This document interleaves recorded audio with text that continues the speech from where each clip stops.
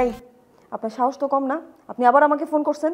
সাদে কি আর কল করছি গোলাপ, তোমারে বলার মতো কিছু ঘটনা ঘটে গেছে বলেই তো কল করছি না।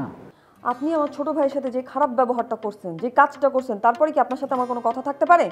এই যে দিলে একটা কথা বলি, আরে যখন কথা বলবা তখন ঠিকঠাক বুঝা তারপরে কথা বলবো। আপনার কি মনে হয় আমি কথা গুছিয়ে বলতে পারি না? কে বলতে পারো না? তোমার ওই গাধা ভাইগুলার চেয়ে তুমি অনেক চমৎকার করে কথা বলতে পারো, এই জন্যই তো টুকটাক যা তোমার সাথে আমার কথা হয়। কি বললেন? আমার ভাই গাধা? আরে আমি না, আমার জায়গায় অন্য যে কেউ হইলে ঠিক এই কথাটাই বলবো। আমি তো মিত্র পরিবারের ছেলে, আমার একটা শিক্ষা আছে না, আমার মুখে তো এইসব কথা মানায়। এই আপনার এই কথা শুনতে শুনতে আমার কান পচে গেছে। কেন ফোন করছেন সেটা বলেন। ভাইকে ঠিক মতো বুঝাইছ?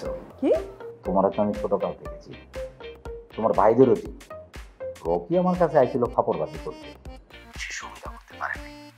আর আমার বিশ্বাস, রকি যখন আমার ব্যাপারে তোমার কাছে কিছু বলতে গেছিল, তখন তুমি তোমার পায়ের স্যান্ডেল খুলে ওরে পিটাইছো।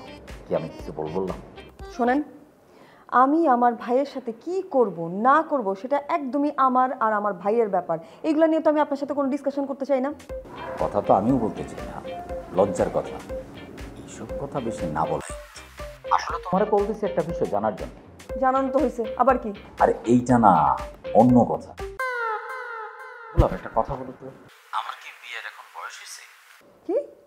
আপনার বিয়ের বয়স হয়েছে কি হয় নাই সেটা আমি কেমন করে বলবো? আর এই বাজে কথা আপনি আমারই জিজ্ঞেস করতেছেন কেন?